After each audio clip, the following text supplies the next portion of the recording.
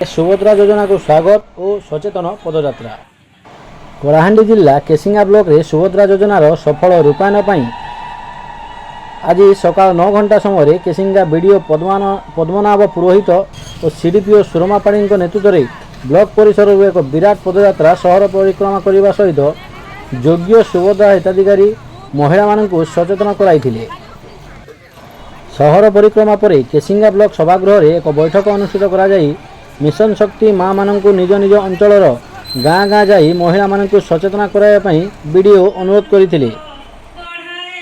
अन्य मानक मध्य एबीडीओ सिद्धेश्वर मेहर, मिशन शक्ति केसिंगा कोऑर्डिनेटर सविता सेठी और शह शह संख्यार मिशन शक्ति माँ माने उपस्थित थिले।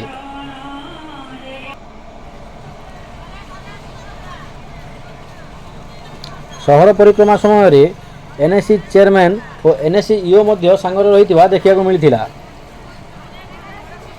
कलाहांडी अनिल कुमार सहित संग्राम केफरीदेव रिपोर्ट सत्यर स्वर।